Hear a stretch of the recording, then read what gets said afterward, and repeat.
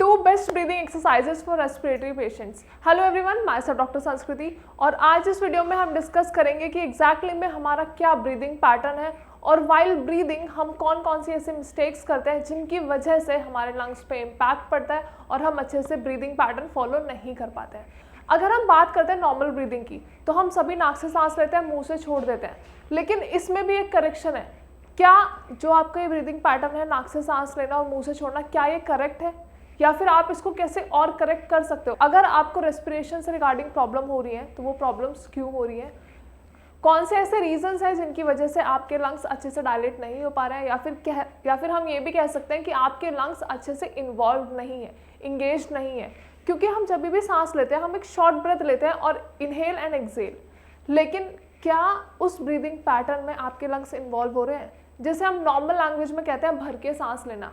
हम daily activities करते हैं, हम अपने एक्शंस परफॉर्म करते हैं, हम अपने वर्क शेड्यूल में होते हैं, लेकिन उसके बावजूद हम ध्यान कहाँ नहीं देते अपने ब्रीदिंग पैटर्न पे। हम बहुत जल्दी फ्रीक्वेंट शॉर्ट ब्रेथ्स लेते हैं, जिसकी वजह से क्या होता है, हमारे लंग्स इंगेज नहीं हो पाते और जो हमारे लंग्स का अपर एरिया है, मतलब जो आपकी ऊपर वाली रिब्स हैं, सिर्फ वही इंगेज हो पाती हैं, जिसकी वजह से आगे जाके आपको further respiratory disorders, respiratory problem और बहुत सारी ऐसी प्रॉब्लम्स होती हैं जो आपके रेस्पिरेशन से जुड़ी हुई होती हैं। तो अब हम बात करेंगे टू इंपॉर्टेंट ब्रीदिंग पैटर्न्स के बारे में। सबसे पहला deep breathing and the second is diaphragmatic breathing. अब आप सोच रहे होगे सांस लेने के लिए भी हम पहले एक्सरसाइज करें या फिर सांस लेने के लिए भी पहले हम एक करेक्ट ब्रीदिंग पैटर्न चूज करें? सो यस, आप जब भी ब्रीदिंग करते हैं, आप जब भी इनहेल कर रहे हैं या फिर एक्सहेल कर रहे हैं, आपको ध्यान देना पड़ेगा कि आपकी लंग्स की कितनी कैपेसिटी है और आपके लंग्स कितना इन्वॉल्व हो रहे हैं। क्योंकि वाइल ब्रीदिंग हम नहीं ध्यान देते कि आपके लंग्स अच्छे से एक्सपैंड हो रहे हैं या नहीं। हम सभी को पता है जब भी हम इनहेल करते हैं और एक्सहेल करते हैं तो हमारे लंग्स का एक रिदमिक पैटर्न है, लेकिन वाइल इनहेलिंग एंड एक्सहेलिंग या फिर वाइल ब्रीदिंग हम ये ध्यान देते ही नहीं है कि आपके लंग्स कितने इन्वॉल्व हो रहे हैं। तो अब सबसे पहले हम बात करेंगे डीप ब्रीदिंग एक्सरसाइज की। डीप ब्रेथ, आपको इसी से समझ आ रहा होगा कि आपको सांस गहरी लेनी है, लेकिन गहरी सांस लेने के पीछे मकसद क्या है या फिर आप डेली रूटीन में इसको कैसे अडॉप्ट करोगे, ये हम आगे डिस्कस करेंगे। अब मैंने बात की डीप ब्रीदिंग एक्सरसाइज के बारे में, तो बहुत सारे लोगों की एक क्वेरी होगी या फिर क्वेश्चन अराइज हो रहा होगा कि ये सांस लेने के लिए भी एक्सरसाइज करनी पड़ेगी। सो यस, जब भी आप ब्रीदिंग एक्सरसाइज करते हैं, जब भी आप ब्रीदिंग पैटर्न फॉलो करते हैं, तो आपको ये ध्यान रखना है कि आपको डीप ब्रीदिंग के दौरान नाक से ही सांस लेनी है और भर के सांस लेनी है, ताकि आपके लंग्स अच्छे से एक्सपैंड हो। एंड एक्सहेलेशन के दौरान, मतलब सांस छोड़ने के दौरान, आपको मुंह से सांस नहीं बल्कि नाक से ही सांस छोड़नी है। ये होता है डीप ब्रीदिंग एक्सरसाइज में। अब आप सोच रहे होगे कि हम इसे याद कैसे रखेंगे कि हम नाक से ही सांस लें और नाक से ही छोड़ें। तो ज़रूरी नहीं है कि आप पूरे दिन ये पैटर्न फॉलो करोगे, लेकिन जब भी आप अपने वर्क प्लेस पे हो, ज़्यादा से ज़्यादा सिर्फ 5 मिनट्स के लिए आप अपना टाइम निकालो और ये 5 to 10 रेपिटेशंस करना स्टार्ट करो। जब आप डेली एक स्केड्यूल फॉर्म में इसको रिपीट करोगे ना, डेली टू डेली आप 5 to 10 ब्रेथ्स लोगे, तो आपको इसकी आदत हो जाएगी और आप हैबिचुअल हो जाओगे कि नाक से ही सांस लेना है और नाक से ही छोड़ना। क्योंकि हम गलती कहाँ करते हैं, या फिर कह लीजिए ये हमारा हैबिचुअल पैटर्न हो चुका है कि हम नाक से सांस लेंगे और मुंह से छोड़ेंगे। लेकिन वाइल डीप ब्रीदिंग ये बहुत ज़रूरी हो जाता है किसी भी रेस्पिरेटरी पेशेंट के लिए या फिर किसी भी नॉर्मल इंडिविजुअल के लिए, कि ब्रीदिंग के टाइम उनके लंग्स अच्छे से एक्सपैंड हो रहे हैं नहीं, या फिर उनके लंग्स अच्छे से इंगेज्ड हैं या नहीं, और जो उनकी मसल्स हैं, जो भी हमारी एब्डोमिनल मसल्स हैं, जो भी हमारी ब्रीदिंग एक्टिविटीज़ को मसल्स मैनिपुलेट कर रही है, सिंक्रोनाइज कर रही है, उनके लिए ये एक्टिविटी बहुत ज़्यादा ज़रूरी हो जाती है कि वो मसल्स कितनी इन्वॉल्व है।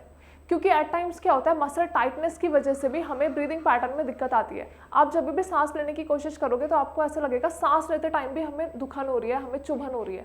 तो ये वाला फैक्टर तब आता है जब आपके लंग्स की मसल्स बहुत ज़्यादा रिपीटेटिव मूवमेंट्स नहीं करती हैं, वो इंगेज नहीं होती हैं, या फिर आपका कोई बैड पोस्चर है या फिर आपका स्लीपिंग पोस्चर बहुत ज़्यादा गलत है, उसकी वजह से आपकी मसल्स स्पास्टिसिटी में चली जाती हैं। तो डीप ब्रीदिंग के दौरान आपको ये ध्यान रखना है कि आप नाक से ही सांस लें एंड नाक से ही छोड़ें।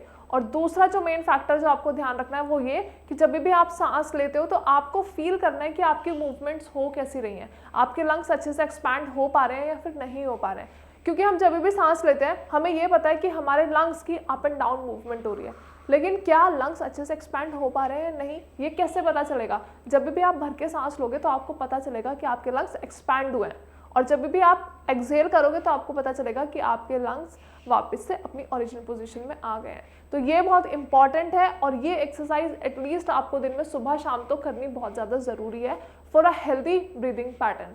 अब अगर हम सेकेंड एक्सरसाइज की बात करें, दैट इज डायफ्राग्मेटिक ब्रीदिंग। अब डायफ्राग्मेटिक ब्रीदिंग वर्ड से आपको क्या समझ आ रहा है? डायफ्राग्राम मतलब आपका लोअर बेली वाला एरिया जो है, आपके एब्डोमिनल मसल्स है, आपका डायफ्राग्राम जो है, उसको इन्वॉल्व करके, उसको इंगेज करके आपको ब्रीदिंग करनी है। अब कैसे ब्रीदिंग करनी है?